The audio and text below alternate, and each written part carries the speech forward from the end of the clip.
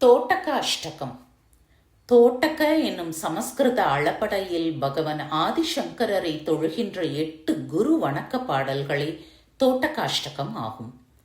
ஆனந்தகிரி என்பவர் ஆச்சாரியார் சங்கரருக்கு பணிவிடை செய்து வந்த அடியார்.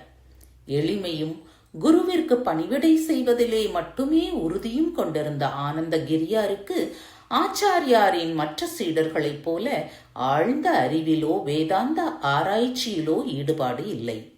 அதனாலேயோ என்னவோ அன்னார் அறிவிற்குறையுடையவர் என மற்ற சீடர்கள் நினைத்திருந்தார்கள். அதனால் பகவான் சங்கரர் தனது வேதாந்த பாடங்களை தொடங்காமல் ஆனந்தகிரியின் வருகைக்காக ஓர் நாள் காத்திருந்த செயல் மற்ற அறிவிற் சிறந்த சீடர்களுக்கு வியப்பாக இருந்தது. ஆனால் சத்குருவிற்கு பணி செய்கின்ற தவம் ஒன்றினாலேயே ஒருவரால் எல்லா அறிவையும் எல்லா பயனையும் அடைய முடியும் என காட்டுவதாக ஆனந்தகிரி அன்று வந்தவுடன் ஆச்சாரியாரை தொழுது 8 அரிய பாடல்களை பாடினார். அவை தோட்டக்க என்னும் அரிய இலக்கணப்படி நுண்ணிய ஒலி அளபடைகளால் விளைந்த சமஸ்கிருத பாடல்கள். செம்மொழியாகிற சமஸ்கிருத மொழியிலே கவிதையின் அடிகள், சொற்கள், இவற்றின் நீளம், ஒலி அளவு என பல நுண்ணிய இலக்கண ஒழுக்கங்கள் இருக்கின்றன.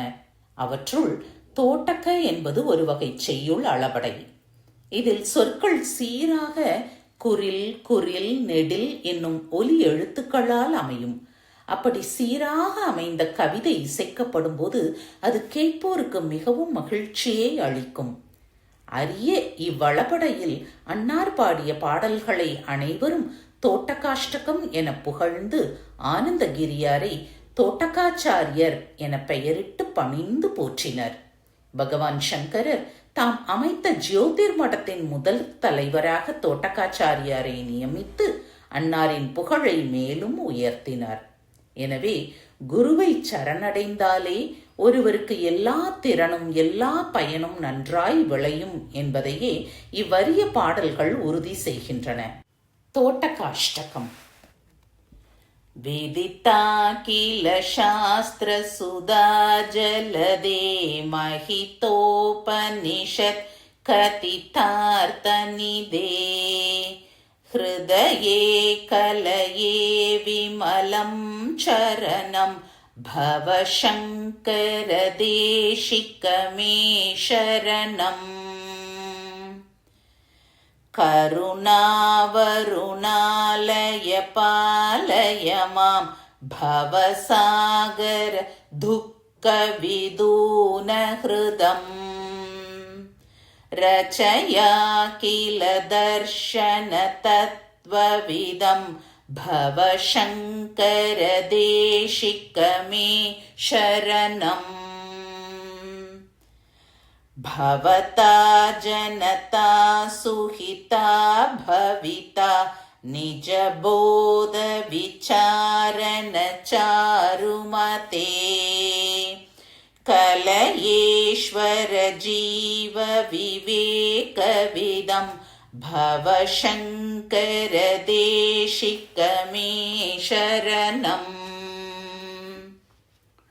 பவயேவ பவானிதி மே நிதராம் சமஜாயத சேதசி கௌதுகிதா மம வாரய மோக மகாஜலதிம் பவசங்கர தேசிகமே சரணம். சுக்ருதேதி கிருதே பகுதா பவதோ பவிதா சமதர்ஷன லாலசதா அதிதீனமிமம் பரிபாலய மாம் பவசங்கர தேசிகமே சரணம். ஜகதீமவிதும் கலிதா கிருதயோ விசரந்தி மகாமகசலதஹ அஹிமாம் ஷுரிவாத்ர விபாசி குரு भवशङ्कर देशिक मे शरणम् गुरुपुङ्गवपुङ्गवकेतनते समतामयतां नहि कोऽपि सुधीः शरणागतवत्सलतत्त्वनिधे भवशङ्कर देशिक मे शरणम् विदितान मया विशदैककला